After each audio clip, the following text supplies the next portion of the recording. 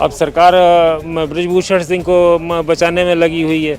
तो ये और बिल्कुल बेशर्मी से कि आप चिल्लाते रहिए। मणिपुर के अंदर जो भी हालत हुई, कोई केयर नहीं कर रहा हैगा। वहाँ पर कितना मतलब दृश्य खराब था। सब लोगों ने मेरे को तो कहने में भी शर्म आती है कि क्या लोगों ने दृश्य देखे हैं नग्नता के।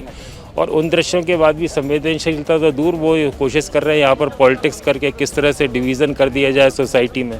पिछली यात्रा भी हम लोगों ने की थी, कन्याकुमारी से श्रीनगर तक पूरी यात्रा हमारे लोगों की हुई थी। और क्योंकि कोई हम उस तरह से जो सेलेक्ट किए गए थे भारत यात्री उसमें नहीं थे, तो हम ये अपना माइंड मेकअप करके गए थे कि हम अपने स्तर पर ही मैनेज करने की कोशिश करेंगे। और उस तरह से यात्रा को हमने अपने रिसोर्सेज से मैनेज किया। बड़ा अच्छा लगा उसमें। नमस्कार, मैं सुष्मिता मिश्रा, आप देख रहे हैं 4 PM न्यूज़ नेटवर्क। आज राहुल गांधी भारत जोड़ो न्याय यात्रा का आज तीसरा दिन है।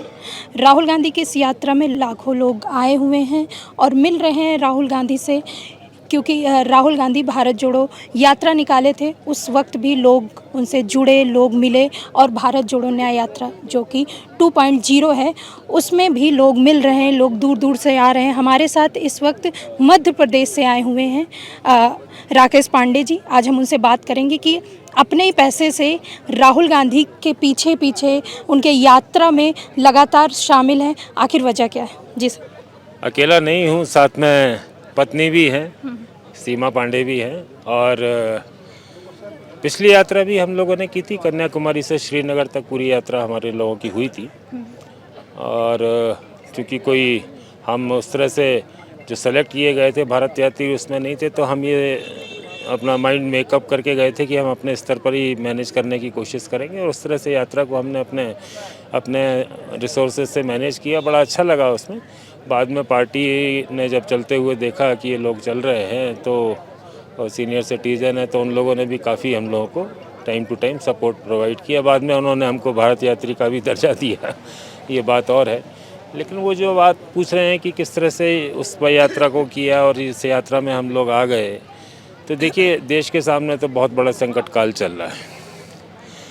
और यात्रा में जाने का हमको ये लगा कि being a citizen of this country हमारा भी कोई दायित्व है जिसको हम पूरा करें। और जब ये राहुल गांधी जी की यात्रा अनाउंस हुई, तो हम अपने बच्चों के पास बेंगलोर में थे। और जब अनाउंसमेंट हुआ तो हमने वाइफ को कहा कि भाई आती हो क्या। इनको मैं थोड़ा ब्रीफ किया कि क्या है यात्रा, तो बोले चलो। तो हम लोग पहुंच गए थे 5 सितंबर को कन्याकुमारी, और वहां से बातचीत करी। वहां कुछ व्यवस्था तो हमारे सपोर्ट सिस्टम के लिए थी नहीं।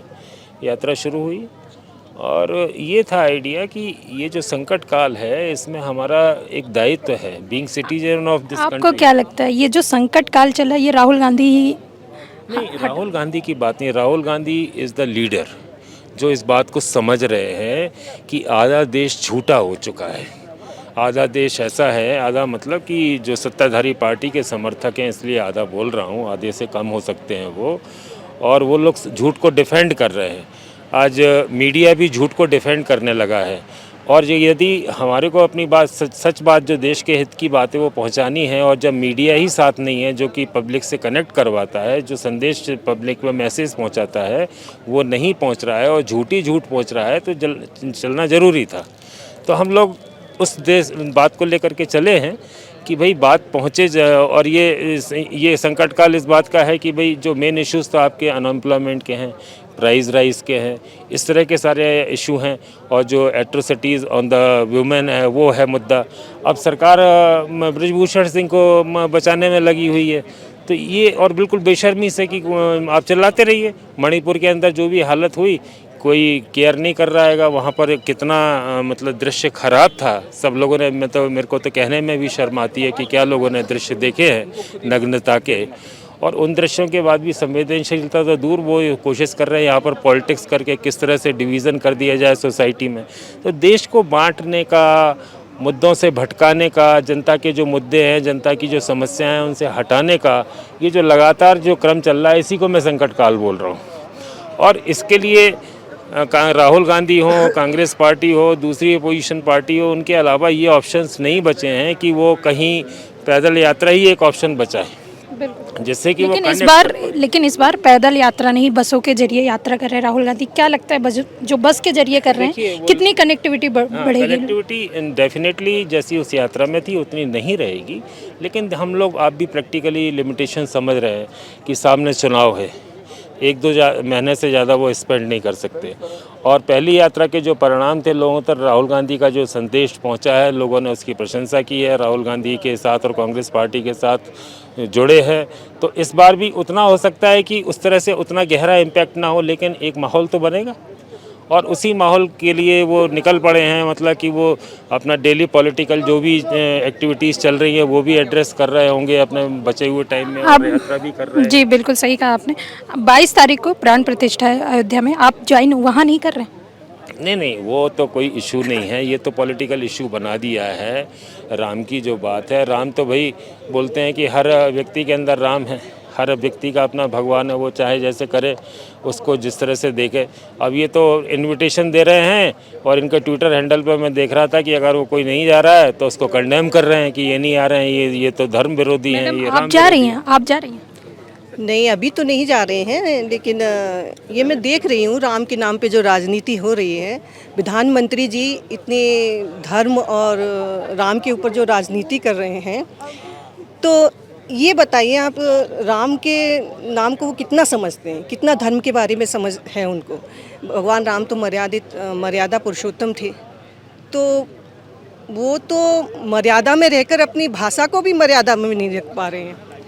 मोदी जी अपनी भाषा को भी मर्यादा में नहीं रख पा रहे हैं, ऐसे ऐसे शब्द बोलते हैं। बिल्कुल सही कहा मोदी जी। कुछ भी बोले, लेकिन बात ये अभी खास है क्योंकि नागालैंड में राहुल गांधी की भारत जोड़ो न्याय यात्रा पहुंच चुकी है। लोग आए हुए हैं, भीड़ लगी हुई है, न्याय की मुहिम चल रही है। मणिपुर से निकली थी ये यात्रा, नागालैंड पहुंची है। प्रेस कॉन्फ्रेंस भी कर रहे हैं राहुल गांधी। ऐसे में बहुत सारी चीज़ें सामने आती हैं, न्याय को लेकर चर्चा हो रही है। मणिपुर के बारे में भी उन्होंने बहुत सारी बातें बोली। जयराम रमेश ने भी बोला कि अगर प्रधानमंत्री को बोलना चाहिए था तो मणिपुर के लिए भी बोलना चाहिए था। इस बार जयराम रमेश ने कहा है कि वो संसद में जाकर इस मुद्दे पर बात करेंगे, लोगों से मिलेंगे। और ये जो दंपत्ति आए हुए हैं, ये अपने ही खर्चे से इतनी दूर भारत जोड़ो न्याय यात्रा कर रहे हैं, साथ चल रहे हैं। बहुत ही ज़्यादा दीवानगी है राहुल गांधी के लिए। आगे भी हम ऐसे ही आपको दिखाते रहेंगे भारत जोड़ो न्याय यात्रा में आगे क्या होना है। तब तक के लिए देखते रहिए 4 PM। मैं सुष्मिता, नमस्कार।